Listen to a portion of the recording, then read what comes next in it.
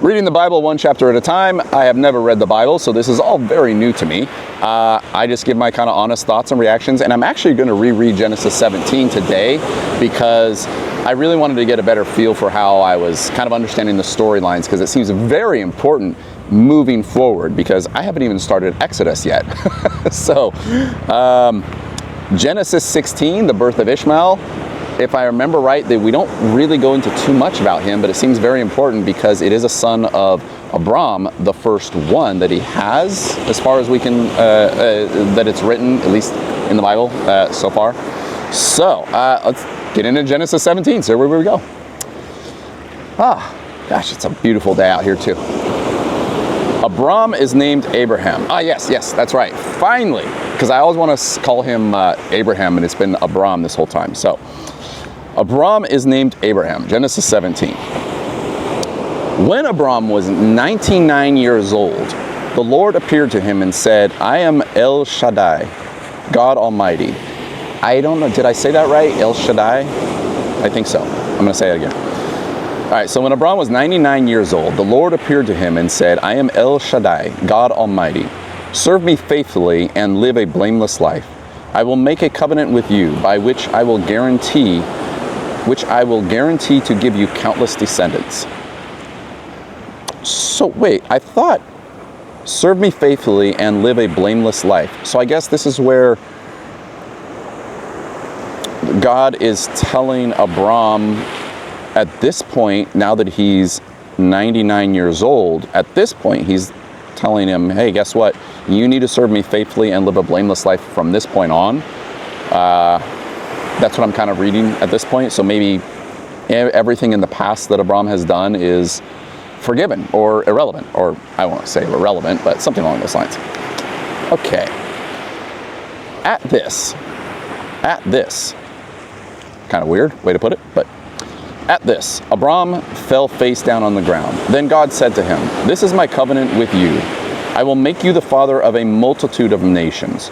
What's more, I am changing your name. It will no longer be Abram. Instead, you will be called Abraham. For you will be the father of many nations. I will make you extremely fruitful. Your descendants will become many nations, and kings will be among them. Bugs out here. I will confirm my covenant with you and your descendants, after you, from generation to generation. This is the everlasting covenant. I will always be your God and the God of your descendants after you. And I will give the entire land of Canaan, where you now live as a foreigner, to you and your descendants. It will be their possession forever, and I will be their God. That is quite a covenant. That is quite a covenant. Now wait, was Abram, he was given everything from the border of Egypt to the great Euphrates River. So now, God is also stating that I will confirm my covenant with you and your descendants after you in the generation. Okay, this face down my covenant. What's more, I'm changing your name. Will no longer be Abram. Instead, you'll be called Abraham. For you will be the father of many nations. I will make you extremely fruitful. Your descendants will become many nations, and kings will be among them. So Abram is now going to become the father of many nations. Is that for everything between the Euphrates River and the border of Egypt? Is that what we're referring to here?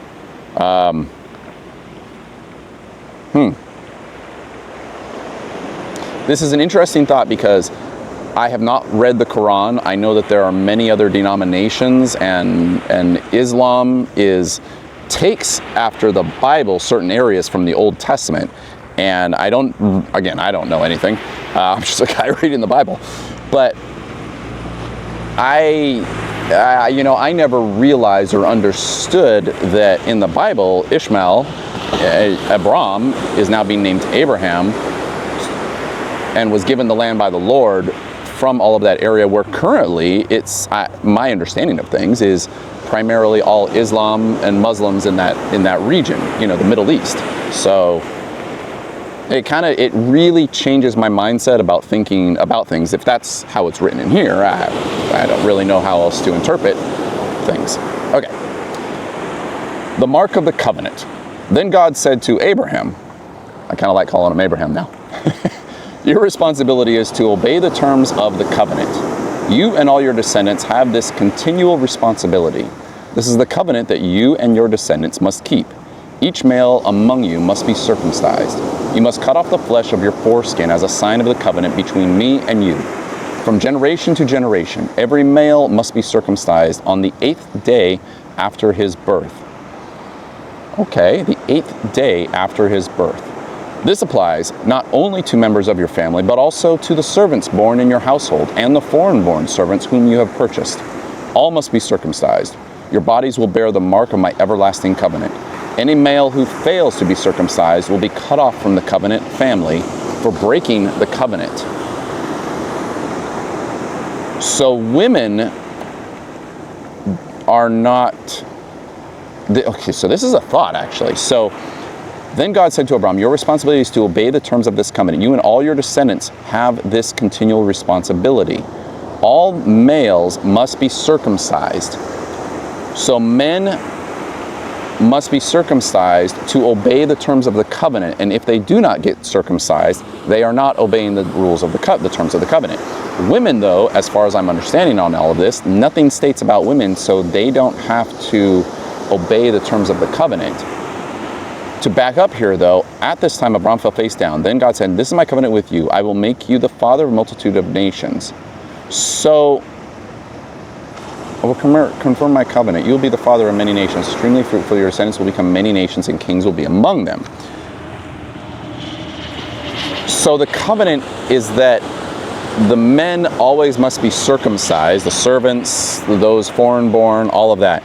And if they're not, then they don't obey the terms of the covenant. I know I'm kind of repeating myself here. I'm just trying to really wrap my head around it, because it's hard for me to wrap my head around the understanding of what this covenant means and where we are now in history and what people have been doing. You know, men get circumcised at birth, so I don't even think it's on the 8th day. And I wonder if actually boys on their 8th day of birth still get circumcised in that area, or is that for Hebrews or Muslims or anything like that? I'm very curious. Interesting.